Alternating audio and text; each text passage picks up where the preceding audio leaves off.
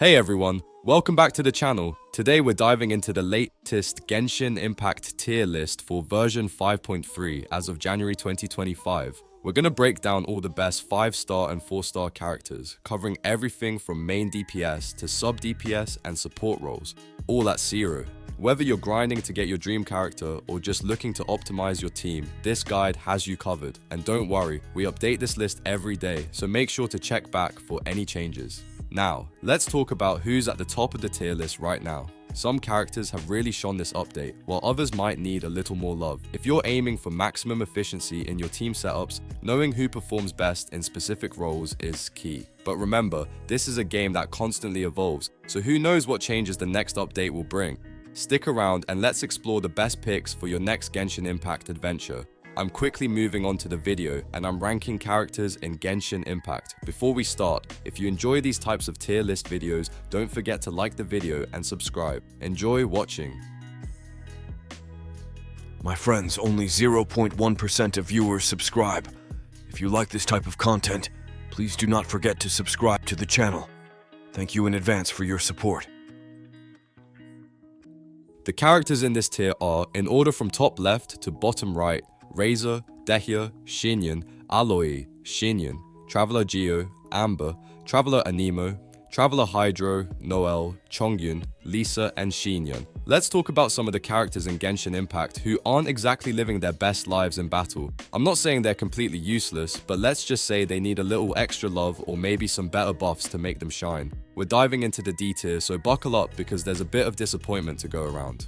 First up, we've got Razor. Now, Razor can dish out some decent damage, especially with his elemental burst. The thing is, his playstyle relies on that burst to keep up the superconduct coverage, but when you mix electro and physical damage, it gets a little chaotic. He's not the worst, but if you're after consistent results, you'll probably feel like you're hitting a bit of a wall with him.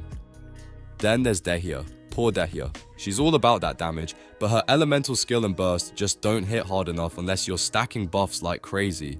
And don't even get me started on her energy needs. It's like her burst is always just out of reach. You'll definitely need a few constellations before she starts pulling her weight. Xinyan, she tries to go big with her elemental burst, aiming to be a physical DPS powerhouse. But here's the catch, her scaling is all over the place. If you want her to be effective, you'll have to choose between focusing on ATK or DAF, and that choice?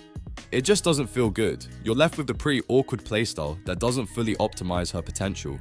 Aloy, the crossover character from Horizon Zero Dawn, is another one that doesn't quite cut it. Sure, she can boost her normal ATK with her elemental skill, but here's the issue. You need her bomblets to land on the enemies to really make it work, and even then, her infusion access is hit or miss. She doesn't have any constellations to boost her performance either, so after a while, you're kind of stuck with a character that peaks too early, moving on to Xinyan again.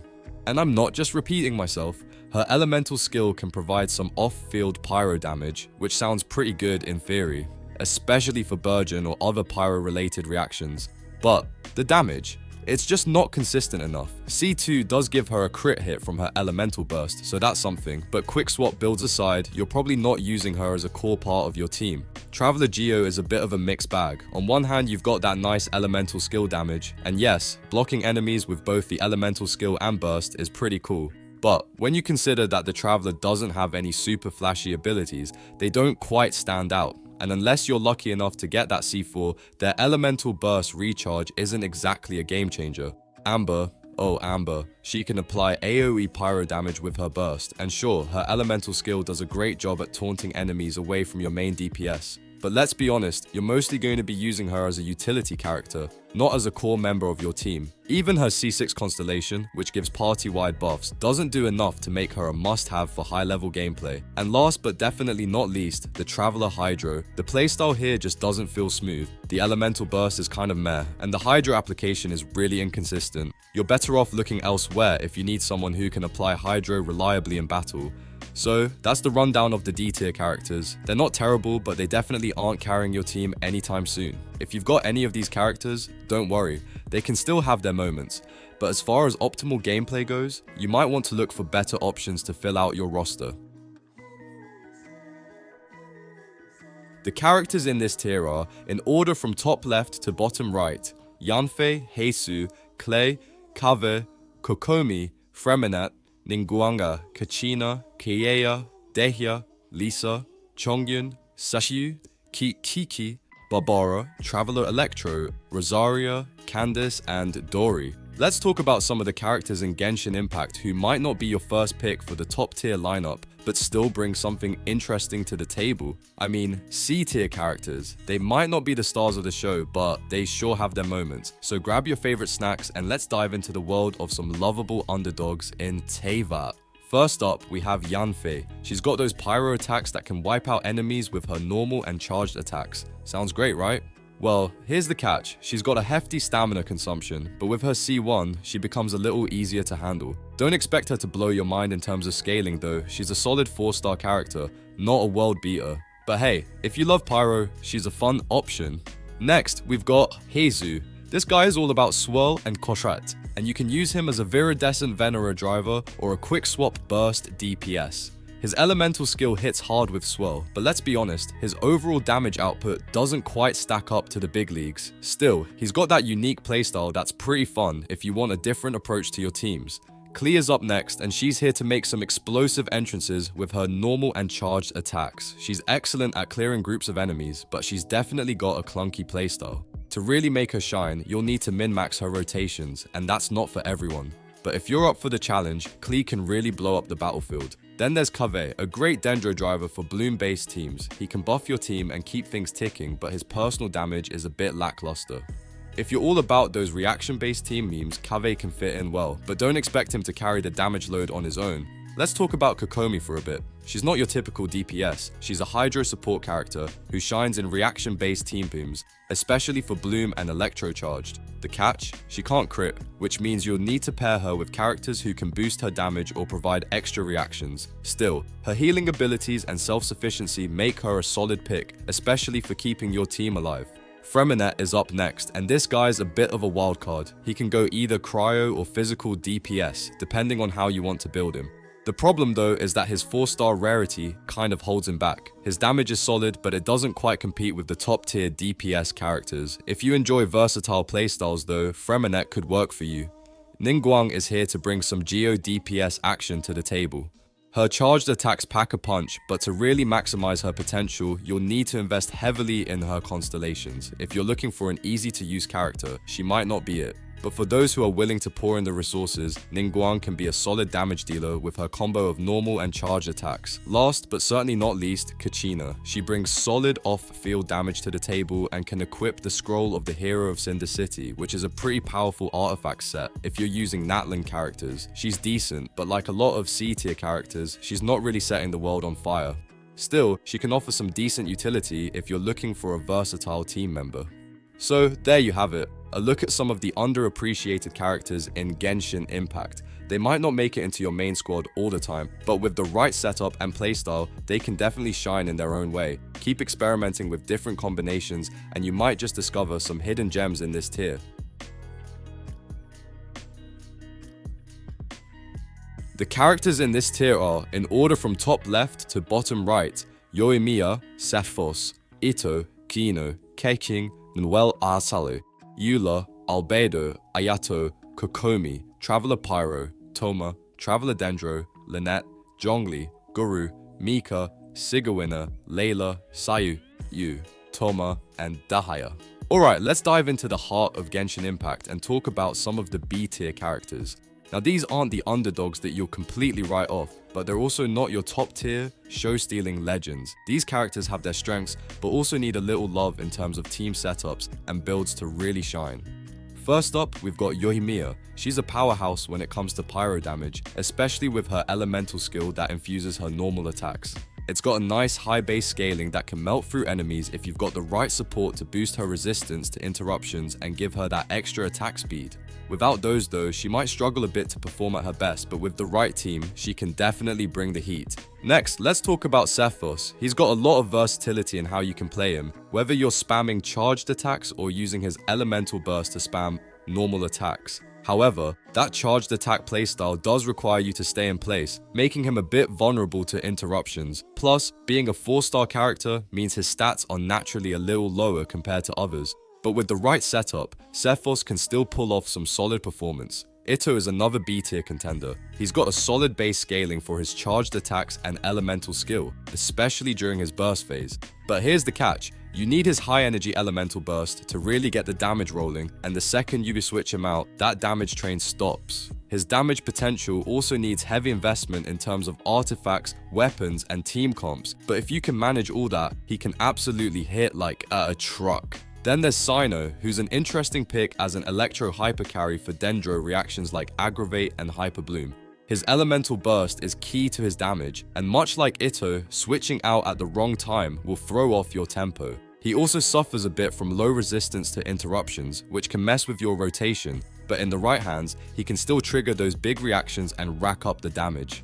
Keeking has definitely stepped up her game with recent updates. Whether you go for an aggravate or a physical build, she can be pretty competitive with other DPS characters. That recent Electro update gave her the extra push she needed to perform well in teams that focus on quicken reactions.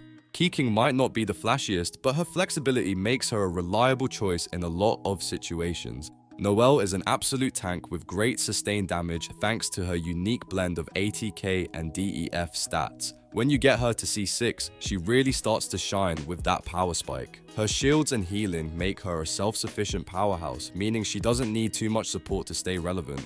She's definitely a solid choice if you're looking for a character who can take a hit and still dish out damage. And then there's Eula, whose elemental burst can really rack up the damage, especially if you've applied superconduct to the enemies. She has a bit of a hit or miss situation. If her elemental burst doesn't land or crit, a lot of her damage potential is lost. But if you get everything aligned and land those hits, she can deal some serious damage, making her a great pick for those who enjoy a high risk, high reward playstyle. Finally, we've got Albedo, who can be a bit hit or miss. His elemental skill creates a semi-permanent field that deals damage over time, but unfortunately, it can be destroyed by boss attacks or mechanics in the field. Plus, his best weapon is no longer available, so if you're hoping to maximize his potential, that's something to keep in mind. But if you can make his elemental skill work, he can still offer a decent amount of free damage to your team. So, there you have it, B tier characters in Genshin Impact. They might not be the best of the best, but with the right investment and team support, they can still hold their own. Which of these B tiers is your favorite to use? Let me know in the comments. The characters in this tier are, in order from top left to bottom right, Xiao, Gaming, Ayaka, Tartaglia, Diluc, Ayato, Tignari, Wanderer, Ganyu, Ororon, Venti, Ganyu, Mona, Ibidu, Collie, Rosario, Sucrose, Faruhu, Fruzen, Eventi, Diona, Yunjin, and Yao Yao, Charlotte, Shinobu, and Sarah. Alright, unbuckle up, fellow travelers, because today we're diving deep into the A tier characters of Genshin Impact, the ones who might not be on the godlike S tier level, but are still absolute powerhouses in their own right. If you're a fan of strategic gameplay and just want to know who can carry your team with a bit of flair, you're in for a treat. Let's get into it. First up, we've got Xiao. Now, this Anemo polearm user is a bit of a wildcard. His elemental burst can skyrocket his damage, but there's a catch. He sacrifices some of his own HP to do it. This might seem a little risky, but when you've got the right supports to back him up, he's a beast. Plus, his damage combos from normal attacks and elemental skill are so satisfying to pull off. If you're running comme Xiao, you'll want to make sure his burst is always ready to go, though, so managing his HP is key. Then there's Ayaka. This Cryo Princess is the queen of sustained damage. Her ability to infuse Cryo into her normal and charged attacks after sprinting makes her a top tier pick for freeze or melt comps. While she can rival the top tier DPS with the right investment, she does require a little TLC and some solid support to really shine. But when Ayaka's elemental burst hits, you'll feel that massive damage scaling. It's just a sight to behold. We can't talk A tier without mentioning Tartaglia, aka Child, the Hydro Menace. He's the ultimate driver for vaporized reactions and brings some of the most consistent hydro application in the game. The man is versatile, switching between ranged and melee with ease, and his elemental skill can trigger Riptide, dealing damage to enemies over time. He's especially dangerous against multiple enemies, and that's where his real potential comes out. Moving on to Diluc, the fiery claymore-wielding powerhouse. His ability to weave normal attacks and his elemental skill together makes him a fantastic pick for teams that rely on Vaporize. His elemental burst has a relatively low energy cost and it covers a wide area, meaning it's great for clearing out mobs. But here's the kicker. it can knock back lighter enemies. If you're trying to keep your foes grouped up, that's something to watch out for. And let's not forget Ayato. His Hydro-infused normal attacks after using his elemental skill deal continuous damage, and his elemental burst is a game changer for increasing those normal attack numbers. If you're looking to trigger Hydro-related elemental reactions, Ayato's the guy. The only thing, he really benefits from some solid off-field support, so don't skimp on building a good team around him. Ganyu is one of those characters who can turn the tide of battle with a well-aimed shot. Her level 2 charged shot is incredibly powerful and can melt enemies in a flash. That's right, Melt. If you pair her with a good cryo support or even a pyro character, you're going to see insane numbers. Her elemental burst can group enemies together, making it easy to target multiple foes in one go, but she does take a while to charge that shot.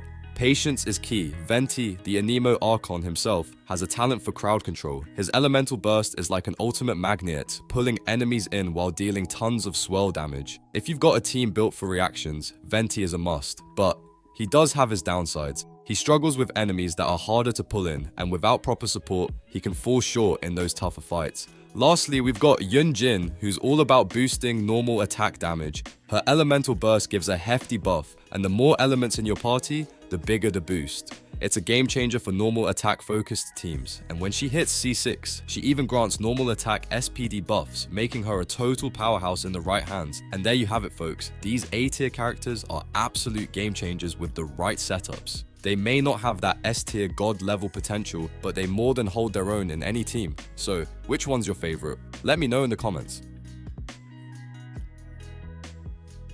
The characters in this tier are, in order from top left to bottom right, Mualani, Kinich, Navia, Alhaitham, Hu Tao, Laini, Chaska, Raiden, Riofazli, Clorinde, Nilu, Fischl, Yae Miko, Shinobu, Emily, Kiori, Sitlali, Chevruz, Baiju, Kokomi, Raiden, Xianyun, Mona, Shenhei, Jean, and Sucrose. Let's dive into some of the absolute heavy hitters of Genshin Impact, the ones you definitely want on your team if you're looking to dominate. These characters don't just perform, they shine. First up, we've got Mualani. She's fantastic for both single target and AoE damage, but you'll need to plan your moves carefully. Vaporized teams absolutely love her, and let's be real, her exploration abilities make you feel like you're gliding across Teyvat. Then there's Kinich, the Burning and Burgeon specialist. This guy is crazy mobile, thanks to his grappling hook, but using it in combat? Well, let's just say it's a bit of a challenge on uneven terrain. If you're not running him with a Burning or Burgeon team, he might feel a bit slower in terms of ramping up his potential. But hey, when he's in the right setup, his power is undeniable. Oh, and have you met Navia? If you're into front-loaded damage, she's the one to watch. Her elemental skill can one-shot mid-tier opponents, and she's got some serious boss-killing power. Her flexibility and team building is a huge plus too, as she doesn't need to rely on mono geo like some other characters. But, as with all things, there's a catch. She's all about those big bursts of damage, which means her sustained damage isn't as impressive as some others. Let's not forget about Alhaitham. His Dendro application is top tier for setting up reactions like Hyper Bloom and Burgeon. What makes him even more impressive is how he can deal great AoE damage with minimal investment. If you like big explosions of elemental reactions, this guy should be on your radar. And speaking of powerful single target DPS, Hu Tao takes the cake. This pyro powerhouse can deal insane damage, especially with her elemental skill and charged attacks. The best part? With her C1 constellation, you can spam those charged attacks without worrying about stamina. She's a bit of a glass cannon, but boy, does she pack a punch. Laini is a bit of a wildcard. His damage is solid, whether you're dealing with single targets or multiple enemies, but the real kicker is his passive talent. It helps offset the lack of elemental reactions in a mono pyro team, making him an interesting choice for those who like a more unconventional approach. Just be aware, he's prone to getting interrupted, so you'll need to be quick on your feet. Next up, we've got Chaska, who thrives in rainbow teams. She's incredibly versatile, able to switch between pyro, hydro, electro, or cryo, depending on your needs. But here's the thing, while she's great at dealing with single target damage, her AoE can be a bit tricky as her bullets split between enemies. Still, her flying abilities are a huge bonus for exploration, especially in the Natlan region. And then there's the iconic Raiden. If you want a DPS that can obliterate enemies in mere seconds, she's your girl. Her burst is insane, and when you pair it with her C2, where she ignores death, you've got a recipe for disaster, for your enemies, of course. She's also a top tier support, helping your team rotate skills almost constantly. What's not to love? The characters in this tier are, in order from top left to bottom right, Nuvolete, Arlecchino, Mavuika, Furina, Nahida, Yelan, Xingqiu, Mavuika, Qiangling, Raiden, Furina, Kazuha, Silonen, Bennett, Nahida, and Zhongli. If you're a Genshin Impact fan, you know that some characters just go beyond the usual tier rankings and completely redefine what it means to be powerful. And today we're diving into those absolute game changers that make the rest of the roster look like they're still trying to catch up. So let's talk about the S+ tier characters, those who break the mold, push the limits, and basically give every other character a run for their money. Nuvolete is basically the definition of a one-man army. His charged attack damage is absolutely outstanding, and the best part? He's incredibly self-sufficient. No need for complicated setups, he can just dish out insane damage all on his own. And if that wasn't enough, his C1 constellation removes pretty much all of his weaknesses, making him a top pick for anyone looking for a powerhouse that can handle it all. Next up, we have Arlecchino. Her raw pyro damage is insane, even in non-vaporized or overloaded teams. With her swift and wide-ranging normal attacks, she can melt enemies in AoE, single target, or even in overworld content. She's the perfect pick if you want someone who can deliver high damage across the board. But a fair warning, her high-risk gameplay style might not be for everyone, especially if you're just starting out. Mavuika is another gem. With some of the highest scaled burst damage in the game, she's perfect for both on-field and off-field play, or even quick swap action. Whether you're triggering vaporize or melt reactions, she's there to light up the battlefield. Plus, her exploration ability is amazing. She brings together the strengths of all the Natlan characters into one package, making her incredibly versatile. Furina is one of those characters who just elevates any team she's in. Her elemental skill applies hydro off-field, and thanks to her cooldown times, it feels like she has a semi-infinite duration. Her high damage scaling makes her an easy pick for anyone looking for a versatile powerhouse. But while she's amazing, she may not outpace the likes of Xingqiu or Yelan when it comes to pure hydro application.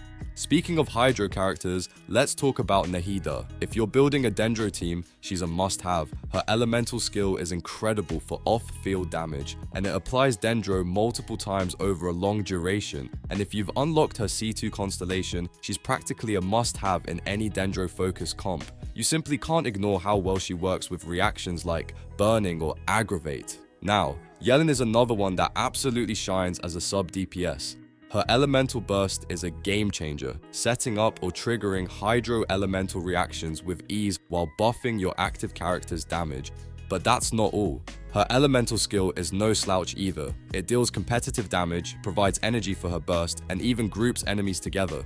She's basically the perfect support for setting up your team's main damage dealers. Xingqiu is a staple in any top tier hydro team, and he's one of the best characters for setting up reactions like Vaporize or Bloom. His elemental burst and skill provide DMG reduction, resistance to interruption, and of course off-field hydro application, with the added bonus of some healing at the end of his burst. No wonder he's considered one of the 2 top-tier characters when it comes to reliable reactions. Finally, we can't forget about Kazuha, who's been a fan favorite for a reason. His ability to swirl different elements and buff your team's elemental DMG is unmatched. Plus, his crowd control is incredible with his elemental skill, which pulls enemies together and makes it easier for you to land those sweet elemental reactions. His burst gives a significant elemental mastery boost in the area, which is perfect for amplifying reaction damage. Kazuha is the ultimate support that just makes everything better. So, whether you're a seasoned veteran or still working on building your dream team, these S+ tier characters should definitely be on your radar. They're not just about big numbers, they bring versatile abilities, insane damage potential, and synergies that will make any team shine. The video ends here. See you in another video. Don't forget to subscribe.